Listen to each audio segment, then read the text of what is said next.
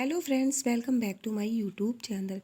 इश्कबाज़ में आप आगे देखेंगे कि ओबेरॉय मेंशन में सभी लोग होली मना रहे हैं। इधर टिया वीर की नज़रों से भागना चाह रही थी, लेकिन वीर उसे रोक लेता है और वो घबरा जाती है। लेकिन वीर बांग के नशे में है और वो उससे खुद कहता है जाने के लिए तुम अपने बच्चे और पति के साथ होली मनाओ, और उसके हाथ में रंग दे देता है। इधर फिर आप आगे देखेंगे कि वीर उसको भेज देता है। इधर ओमकारा और गौरी ये लोग नाच गा रहे हैं और इन सब ने भांग पी ली है। और फिर आप आगे देखेंगे सभी लोग बैठे हुए हैं भांग के नशे में, और सब लोग बता रहे हैं एक दूसरे ने भांग पी है, कोई अपनी बात नहीं बता रहा। फिर आगे आप देखेंगे कि अनिका कहती है कि हमने भांग नहीं पी, हमने तुम लोगों को भांग पिलाई है। फिर आगे आप देखेंगे कि सौम्या कह रही है कि हमने भांग नहीं पी है।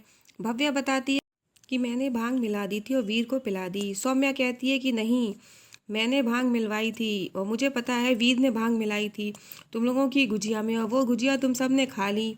फिर आगे आप देखेंगे सभी लोग ये सुनकर हैरान होते हैं कि क्या हम सब ने भांग वाले गुजिया खाई है, और सौम्या बता करके बहुत खुश होती है।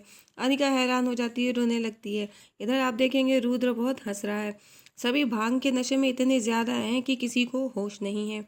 फिर आप आगे देखेंगे कि अनिका कह रही है हम लोग तुम्हारा बहुत बड़ा पप्पू बना रहे हैं, तुम्हें पता भी नहीं है।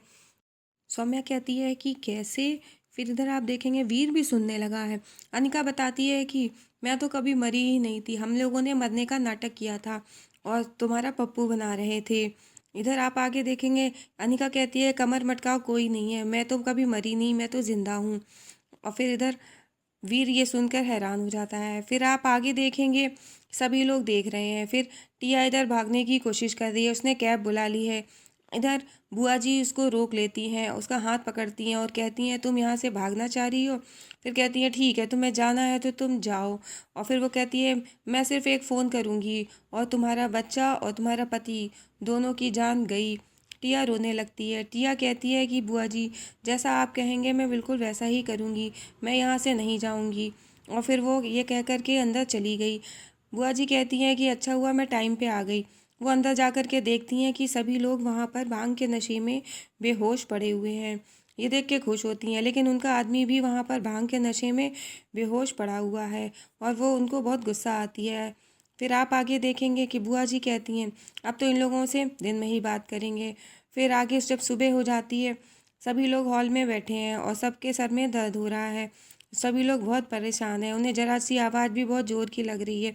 इधर शिवाय की माँ आती हैं और वो कहने लगती हैं तो फिर शिवाय कहता है कि माँ हल्के से बोलो। फिर आप आगे देखेंगे कि हॉल में सभी लोग बैठे हुए